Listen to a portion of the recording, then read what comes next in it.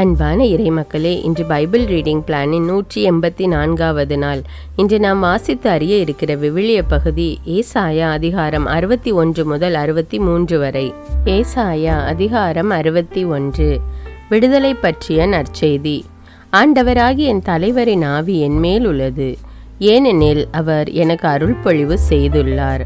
ஒடுக்கப்பட்டோருக்கு நற்செய்தியை அறிவிக்கவும், உள்ளமுடைந்தோரை குணப்படுத்தவும், சிறைப்பட்டோருக்கு விடுதலையை பறைசாற்றவும், கட்டுண்டோருக்கு விடிவை தெரிவிக்கவும் என்னை அனுப்பியுள்ளார். ஆண்டவர் அருள் தரும் ஆண்டினை முழங்கவும், நம் கடவுள் அநீதிக்கு பழிவாங்கும் நாளை அறிவிக்கவும், துயருற்ற அழுவோருக்கு ஆறுதல் அளிக்கவும், சியோனில் அழுவோருக்கு ஆவன செய்யவும், சாம்பலுக்கு பதிலாக அழகு மாலை அணிவிக்கவும், புலம்பலுக்கு பதிலாக மகிழ்ச்சி தைலத்தை வழங்கவும், நலிவுற்ற நெஞ்சத்திற்கு பதிலாக புகழ் என்னும் ஆடையை கொடுக்கவும் என்னை அனுப்பியுள்ளார். நேர்மையின் தேவதாறுகள் என்றும் தாம் ஆட்சியுறுமாறு ஆண்டவர் நட்டவை என்றும் அவர்கள் பெயர் பெறுவர். நெடுங்காலமாய் இடிந்து கிடந்தவற்றை அவர்கள் கட்டி எழுப்புவார்கள். முற்காலம் முதல் பாழாய் கிடந்தவற்றை நிலைநிறுத்துவார்கள். தலைமுறை தலைமுறையாக இடிந்து அழிந்து கிடந்த நகர்களை சீராக்குவார்கள். அந்நியர் உங்கள் மந்தையை மேய்த்து நிற்பர். வேற்று நாட்டு மக்கள் உங்கள் உழவராயும் திராட்சை தோட்ட பணியாளராயும் இருப்பர். நீங்களோ ஆண்டவரின் குருக்கள் என்று அழைக்கப்படுவீர்கள். நம் கடவுளின் திருப்பணியாளர் என்று பெயர் பெறுவீர்கள். பிற இனத்தாரின் செல்வத்தை கொண்டு நீங்கள் உண்பீர்கள். அவர்களின் சொத்தில் நீங்கள் பெருமை பாராட்டுவீர்கள். அவமானத்திற்கு பதிலாக நீங்கள் 2 பங்கு நன்மை அடைவீர்கள். அவமதிப்புக்கு பதிலாக உங்கள் உடைமையில் மகிழ்வீர்கள். ஆதலால் நாட்டில் உங்கள் செல்வம் 2 மடங்காகும். முடிவில்லா மகிழ்ச்சியும் உங்களுக்கு உரியதாகும். ஆண்டவராகிய நான் நீதியை விரும்புகின்றேன், கொள்ளையையும் குற்றத்தையும் வெறுக்கின்றேன். அவர்கள் செயலுக்கு ஏற்ற கைமாற்றை உண்மையாகவே வழங்குவேன். அவர்களுடன் முடிவில்லா உடன்படிக்கை செய்து கொள்வேன். அவர்கள் வழிமரபினர் பிற இனத்தாரிடையேயும் அவர்கள் வழித்தோன்றல்கள் மக்களினங்கள் நடுவிலும் புகழ் அடைவார்கள். அவர்களை காண்பவர் யாவரும் அவர்களை ஆண்டவரின் ஆசி பெற்ற வழிமரபினர் என ஏற்றுக்கொள்வார்கள். ஆண்டவரில் நான் பெருமகிழ்ச்சி அடைவேன். என் கடவுளில் என் உள்ளம் பூரிப்படையும். மலர்மலை அணிந்த மணமகன் போலும், நகைகளால் அழகுபடுத்தப்பட்ட மணமகள் போலும் விடுதலை என்னும் உடைகளை அவர் எனக்கு உடுத்தினார். நேர்மை என்னும் ஆடையை எனக்கு அணிவித்தார். நிலம் முளைகளை துளிர்க்க செய்வது போன்றும், தோட்டம் விதைகளை முளைக்க செய்வது போன்றும், ஆண்டவராகிய என் தலைவர் பிற இனத்தார் பார்வையில் நேர்மையும் புகழ்ச்சியும் துளிர்த்தல செய்வார். ஏசாயா அதிகாரம் 62. சியோனின் வெற்றி. வைகரை ஒளியெனவும் அதன் மீட்பு சுடர் விளக்கெனவும் வெளிப்படும் வரை அதனை முன்னிட்டு மௌனமாயிரேன். எருசலேம் பொருட்டு செயலற்று அமைதியாயிரேன். பிற இனத்தார் உன் வெற்றியை காண்பர். மன்னர் யாவரும் உன் மேன்மையை பார்ப்பர். ஆண்டவர் தம் நாவினால் சூட்டும் புதியதொரு பெயரால் நீ அழைக்கப்படுவாய். ஆண்டவரின் கையில் நீ அழகிய மணிமுடியாக திகழ்வாய்.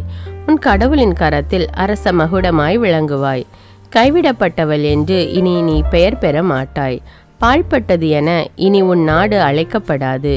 நீ எப்சிபா என்று அழைக்கப்படுவாய். உன் நாடு பெயுலா என்று பெயர் பெறும்.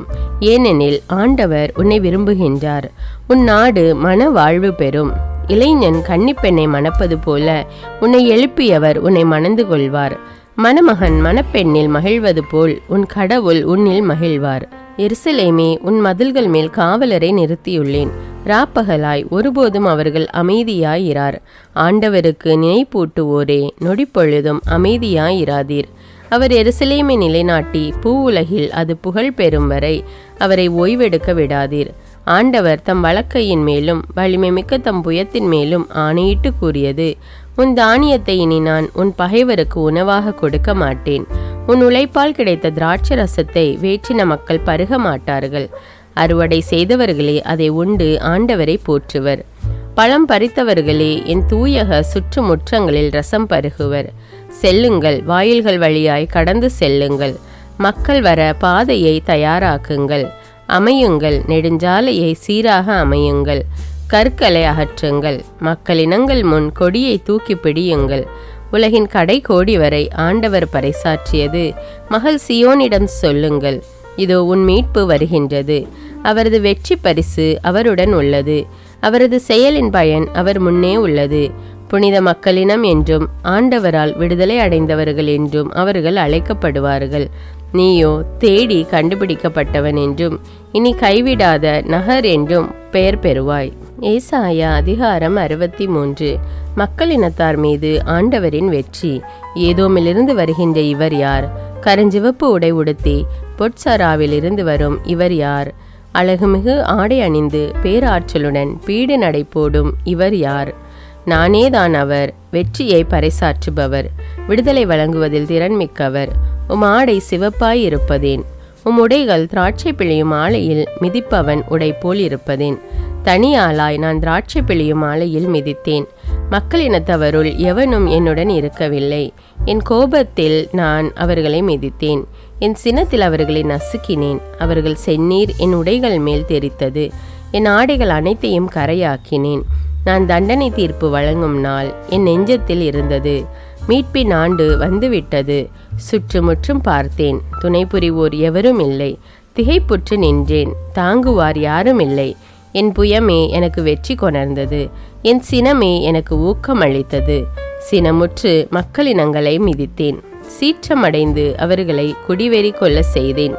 அவர்கள் குருதியை தரையில் கொட்டினேன். இஸ்ரேல் மீது ஆண்டவர் கொண்டுள்ள இரக்கம். ஆண்டவரின் பேரன்பு செயல்களை எடுத்துரைத்து அவருக்கு புகழ் சாற்றுவேன். ஏனெனில் ஆண்டவர் நமக்கு நன்மைகள் செய்துள்ளார். தம் இரக்கத்தையும் பேரன்பையும் முன்னிட்டு இஸ்ரேல் குடும்பத்தாருக்கு மாபெரும் நன்மை செய்துள்ளார். ஏனெனில் மெய்யாகவே அவர்கள் என் மக்கள், வஞ்சனை செய்யாத பிள்ளைகள் என்று அவர் கூறியுள்ளார். மேலும் அவர் அவர்களின் மீட்பர் ஆனார். துன்பங்கள் அனைத்திலும் அவர்களின் மீட்பர் ஆனார். தூதரோ வானதூதரோ அல்ல, அவரே நேரடியாக அவர்களை விடுவித்தார். தம் அன்பினாலும் இரக்கத்தினாலும் அவர்களை மீட்டார். பண்டைய நாள்கள் அனைத்திலும் அவர்களை தூக்கி சுமந்தார். அவர்களோ அவருக்கு எதிராக எழும்பி அவரது தூய ஆவியை துயருற செய்தனர். ஆதலால் அவரும் அவர்களின் பகைவராய் மாறினார். அவர்களை எதிர்த்து அவரே போரிட்டார். அப்பொழுது அவர் மக்கள் மோசேயின் காலமாகிய பண்டைய நாள்களை நினைவு கூர்ந்தனர். தம் மந்தையை மேய்ப்பரோடு கடலில் நின்று கரையேற்றியவர் எங்கே? அவருக்கு தம் தூய ஆவியை அருளியவர் எங்கே? தம் ஆட்சிமிகு புயத்தால் மோசேயின் வலக்கையை நடத்தி சென்றவர் எங்கே? தம் பெயர் என்றென்றும் நிலைக்குமாறு அவர்கள் முன் தண்ணீரை பிரித்தவர் எங்கே? ஆழ்கடலின் நடுவே அவர்களை நடத்தி சென்றவர் யார்? பாலை நிலத்தில் தளராத குதிரை போல் அவர்கள் தடுமாறவில்லை.